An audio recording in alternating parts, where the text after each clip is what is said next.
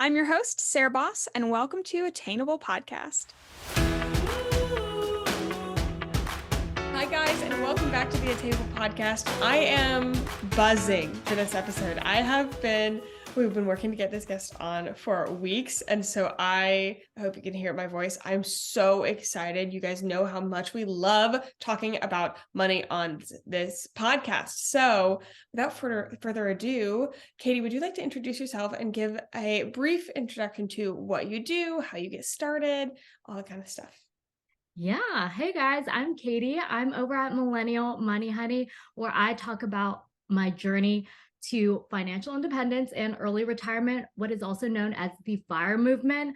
And I am currently an art director over at a big tech unicorn startup company and loving balancing my career life and also trying to save as much as possible, as early as possible, to become work optional. So yeah, excited to talk with you today. Yes, I love your perspective as somebody who not only has a career, because I see a lot of the firemen people are entrepreneurs or side hustlers, or they have multiple side hustles, which is great. There's so many ways to achieve those goals, but I felt I related to you a lot because you were able to talk about salary and negotiations and how to make this work for you, as well as somebody in a creative career, which for a long time was under the impression that I could not have a creative career and be successful. I was really raised in a STEM heavy household, super grateful for that and the people that were around me. But somewhere along the lines, I just got that limited mindset and I got a full chemistry degree, thinking that that is what was going to make me financially stable and successful. Obviously that's down the toilet we kicked that right out of there. But it's so refreshing. Can you let's start there. Can you talk a little bit about your career, what you do, and how you use that strategically for your financial success? Yeah, so I'm kind of fortunate in that my parents work very traditional, stable doctor, nurse type jobs. But my dad, when I was applying to college, really encouraged my creative side. I was always very into photography and things like that. So when I actually studied film and animation. I got into film school over at USC, and he was like, amazing, go. I think he's secretly like a kind of a film geek as well, like in his spare time. So he was like, it's a great film school, you have to go. So he really encouraged that. But I did always have this mentality of as you were saying, being in a creative field and background, I just was never going to make money. And that was never really a goal of mine. But an emphasis that has always been placed on me was follow your passion and the money will follow. Do what you love and money will work itself out if you work really hard at what you do and you really love it. And fortunately for my dad, that's how it's always turned out. So it was a really great background and upbringing to have been raised in. And following that, went into not so much animation, because actually while I was studying it, I decided I actually didn't really like it, but I didn't want to start all over. Probably by the time you realize, it's chemistry for me, I'm just going to send it, we'll just finish this.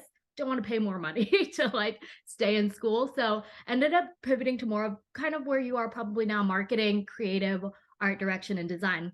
And went to a entertainment marketing agency, so more related to promoting films, marketing. Segued into retail and e-com, which is I worked at Tom's shoe company, and then knew I wanted to get into tech because I wanted ultimately to have the option to be in the Bay Area near my parents. So I didn't really understand, I don't think, how much money tech pays relative to other industries. I just had no idea. I don't know why it just didn't click, but after working in tech and understanding how equity and things like that play a component into your total compensation and how that can affect your salary too, and the money you're making, it all sort of clicked, and can dive more into that later. But yeah, started looking for a job in tech after that. And I will say breaking into the tech industry was a little bit hard for anybody who was also interested, but I just took contract roles, 3-month contracts, just to have, Snapchat on my resume. And then it was so much easier to navigate into other bigger companies.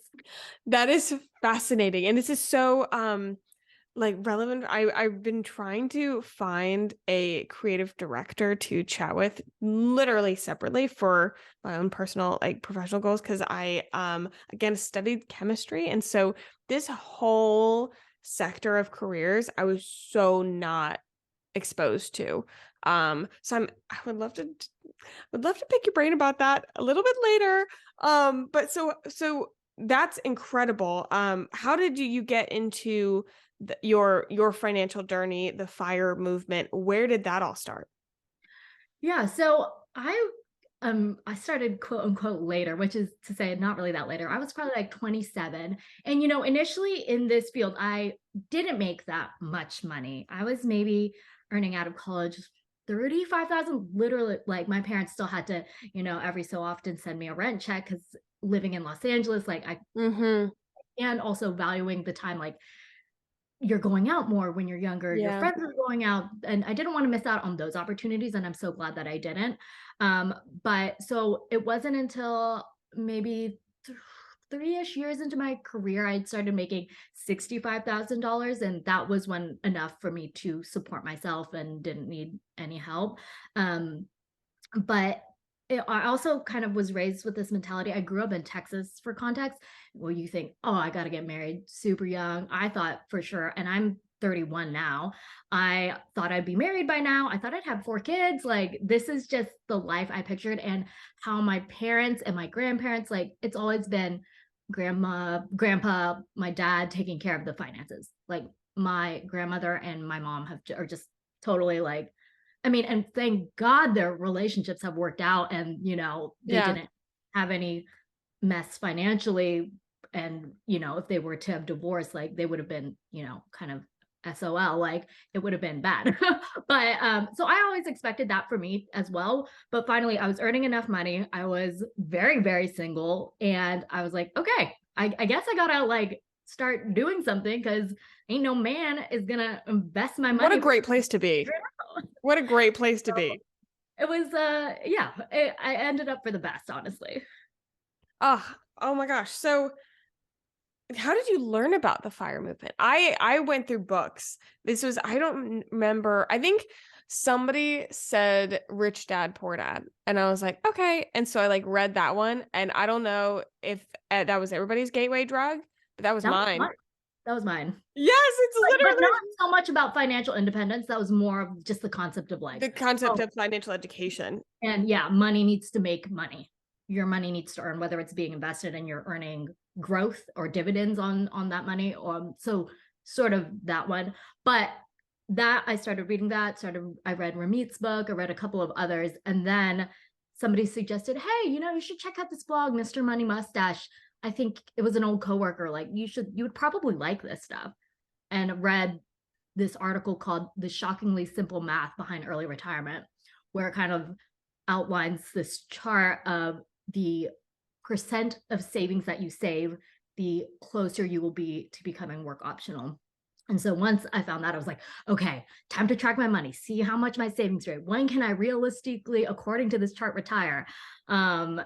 And not have to work a 9 to 5. I can do, whatever I want. Yeah. And so that was really the gateway, I would say, into FIRE specifically. Yeah. Have you read financial I'm looking at I haven't gotten bookshelves yet, so I have a book stack. It's called Financial Independence by where are you? Oh wait, no, Financial Freedom by Grant.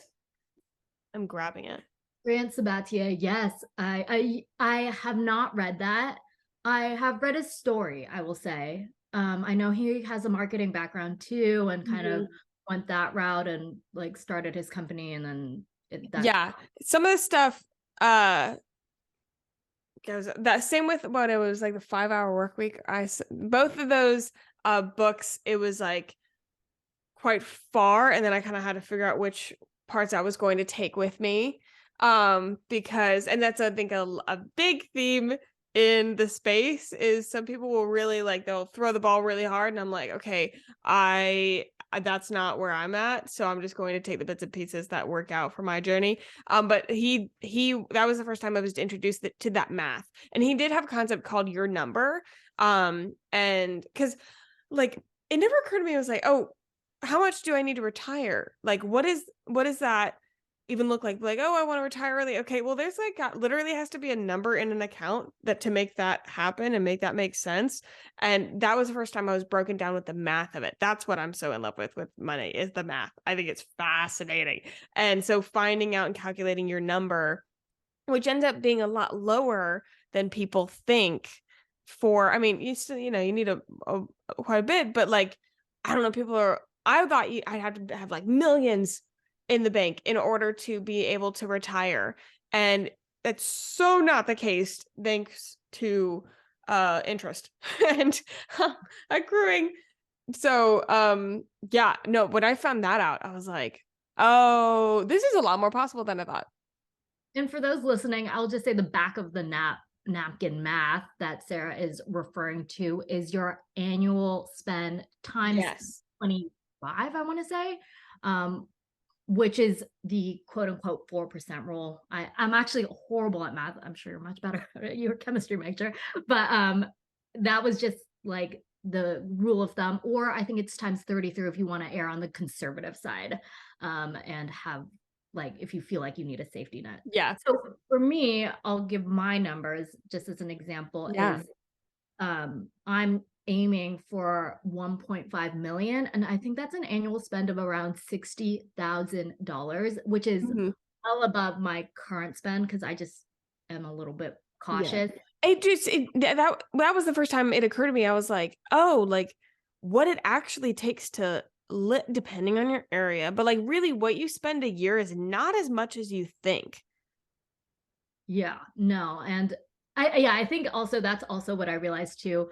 I'm not sure, how do you track your money exactly? Because I just use a spreadsheet and that's like what I'm a I've been using. spreadsheet girl.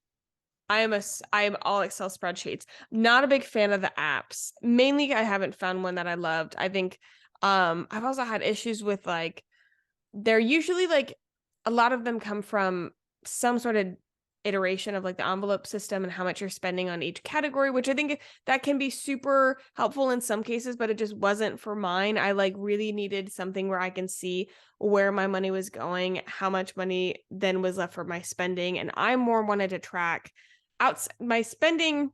I was like, that's an easy track.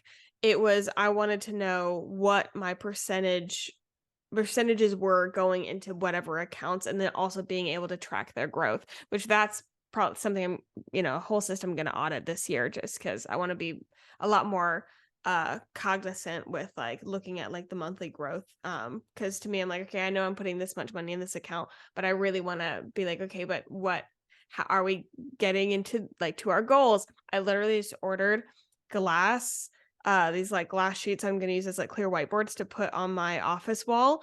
And because I don't know why I do really, do you remember?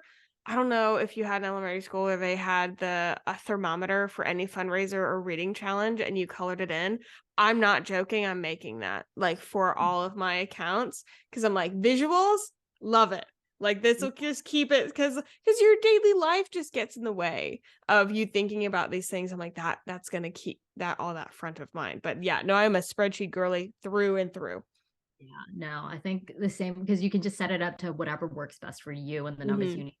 I'm same with you. Like the category thing, I'm like, and then I feel so guilty if you break out at like, oh, Yeah.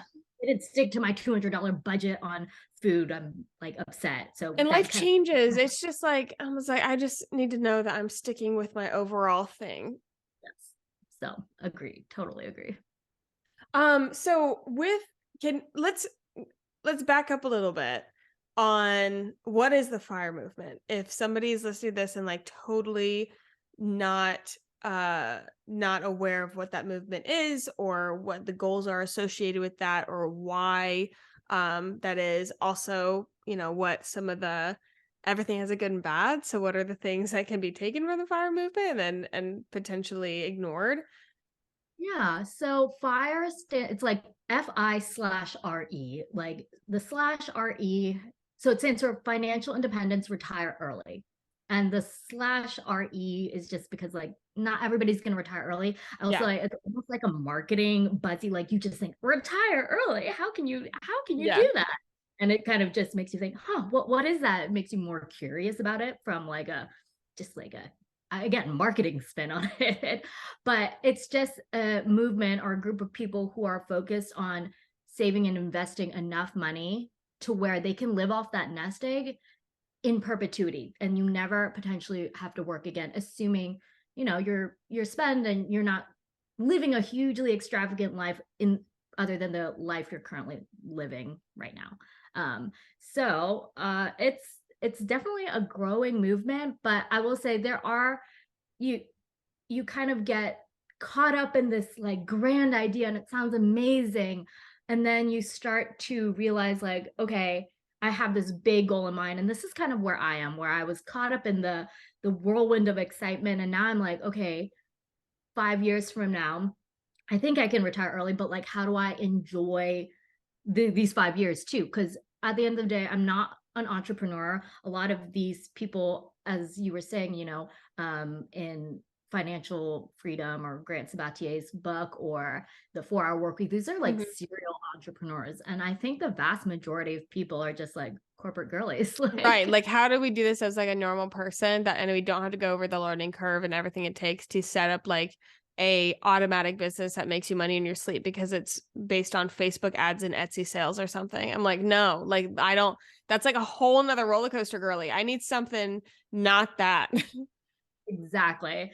So, kind of trying in this current year to navigate, like, I actually do really enjoy my job, and I know my worth. I'm getting paid fairly for my industry, and I'm an art director at my art director level.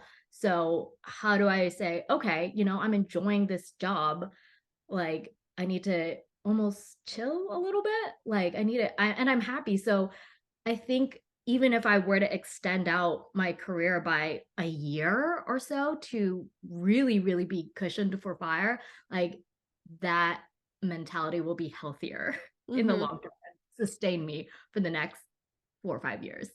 Yeah. No, I like that. I like adding like more work optional. Like whenever I'm talking about financial goals with my husband or whenever anybody's asking, I'm like, I know myself.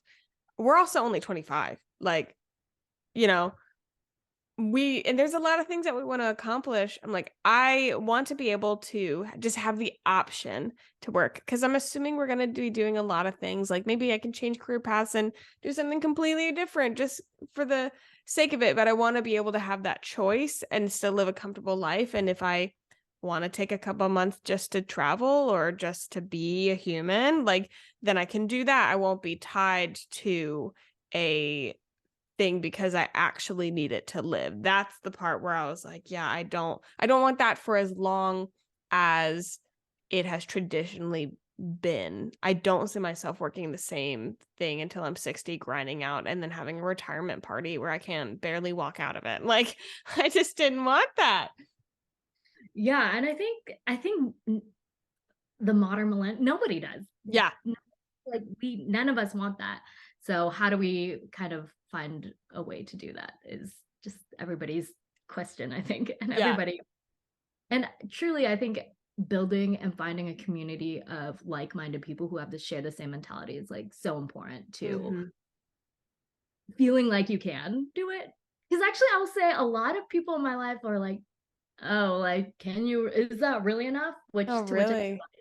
oh yeah, even my dad was like, "Do I need to save for my retirement and your retirement too?" Like, okay, dad. Like, Okay. no, but I'm just gonna keep doing what I'm doing. And at the end of the day, I think like it's your life too. Like I'll figure it out. I'm not gonna let Yeah. myself go down to zero. If that's really like, well, I happen to be burning through all this money. I'll figure it out. Don't worry about me, dad.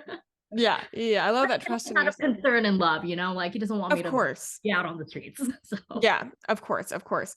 Um, as comfortable as you are, could you share a little bit about the system that you use for yourself? So you said you use Excel sheets. My personal curiosity is always in how people set up their accounts. I'm a big I don't know why I want to open accounts like everywhere. Like I am a big, Squirrel. and I'll say that, like, um, savings accounts are my favorite, and I'm a big savings account labeler. And so, and which and to a certain degree, like, a lot of people have the mentality, they're like, kind of have it all in one so you get maximum return. And I was like, I hear that, I see that 100%. However, like, when we broke it down, we're like, just from an organization perspective, we're going to be losing more money from how much we're going to get lost if it's all lumped in one sum. As far as, like, for us, it's like travel, our uh like short-term savings, our emergency savings. Like, if we all do that in one thing, I'm like, going to lose it all. Like, I don't know what's going to be what. And so I love, like, I have that whole thing set up, and then we've got the, like, our investments set up, and I love that stuff. And everybody has their own system. So I'm curious to what you're comfortable with sharing. Like, how did you organize that for yourself? I am more of a minimalist when it comes to my financial accounts. I hear what you're saying about like the almost different, very specific accounts for very specific things. I use Ally Bank, which has like lets you bucket it and Yeah. like you can like label the amount you like this is for my taxes. Like I have that $6,000 chunked away. And it like visually, I mean, it's all the same account, but visually Really? like it has different like slots for it. So you can see like That might be the move, because I'm like, I understand how I'm losing like a percent of XX, like, points percent of, like, interest increase by this. But my personal system, I was like, I'll just lose the money. Like, I don't know where it will go, and I'll spend it on the wrong thing. Oh, yeah, yeah. I did used to be like that. I used to have like savings account for separate things until I switched to Ally. Then I was like, this is too many tax return forms that I have to remember to send in for every single Yeah. accountant. Like, and so just consolidated everything and closed everything out. Oh, I love that. That might be a move for me to look at. Yeah. But and then I try to consolidate all of my investment brokerages. I just have my like Roth IRA, 401k, like just everything is just like one.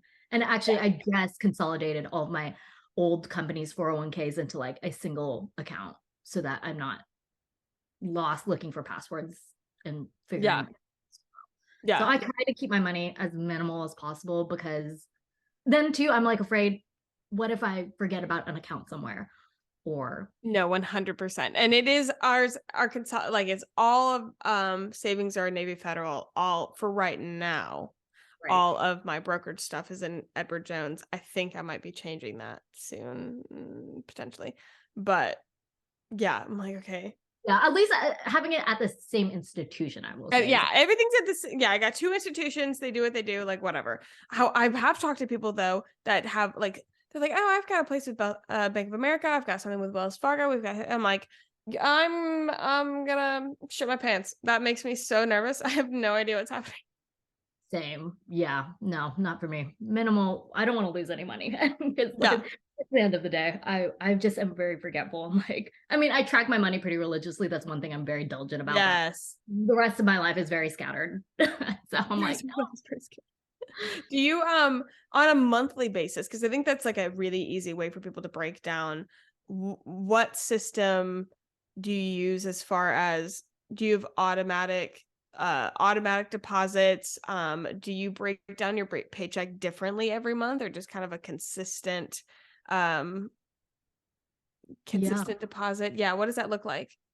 every single month. Right now, my direct deposit goes, I think, 1,200 semi-monthly into like my spending. And then the rest just gets dumped into high yield savings account. But that Mhm. high yield savings account goes into my investments. And then a portion of that goes to my investments. And I have it set up through Schwab where it automatically invests in the index fund itself. Like I don't even think about it. I again, if it were up to me, I would just forget. Yeah. So automate everything that I can just to keep it foolproof for myself. Yeah. Yeah. So, okay, wait. So you have your paycheck goes into, like, your regular checking? Yeah, it's like a high yield checking, if that makes Got like it. Is that where your spending comes from? Yeah, where my spending comes Got from. it. Well, Okay. really, it goes to my credit cards, and then I pay off all my credit cards from that account. Yes. Yeah. Yeah. I'm a like credit card use for everything. Don't spend more than I have. But I'm like, I want those points. Oh, Yeah. I want those points so bad. Pay it off like it's not money if we don't have it, but Exactly. that, Exactly. that has always been like bad, bad, bad. Do not die. No debt. That's always been ingrained in me. So, paying it off immediately. Yeah. Like even before the bills due, I like try and pay off my credit cards. I'm like scared. Oh yeah. No, I used to like I used to pay my credit card off weekly. I would just like I would just go in and be like done, done, done. Like I don't even somebody asked like what's your credit card limit? I was like, I don't know, whatever is in my bank account, whatever is in my paycheck. Like that is my limit. I have no I just use that card for the points, but it might as well be a debit card. Like it just has a once a week, twice a Yeah. month kind of rotation. No, literally. So, okay, so and then you've got a certain amount that goes into a high yield savings. Yes, certain amount goes to a little bit of a high yield savings. Although I think I'm going to stop because I've reached my like emergency fund like goals and my tax goals. What am saving up from to pay my um taxes for this next year. I like to pay taxes, and I did a bunch of freelance work this year. So as a designer, they don't take out the taxes, and I'm going to have to pay Mm-hmm. a crap ton of money Oh my come. God, I'm this. Yeah, I have both. I have I'm a what is it, W-9 employee, and then or W-2 employee, and then I also have a 1099, and I am not looking forward to what that Yeah. tax information is going to look like. Like, not I ready. mean, ugh. But it is what it is. We made the money and we should be thankful for Yeah, that. exactly. That's true. That is very true. Taxes. But yeah, and it once I've saved up whatever number I've decided in my high yield savings account, I'm like, okay, no more for now until I need to replenish it again or any of Yeah, my. and that's something that I think is a really interesting conversation of like how goals change.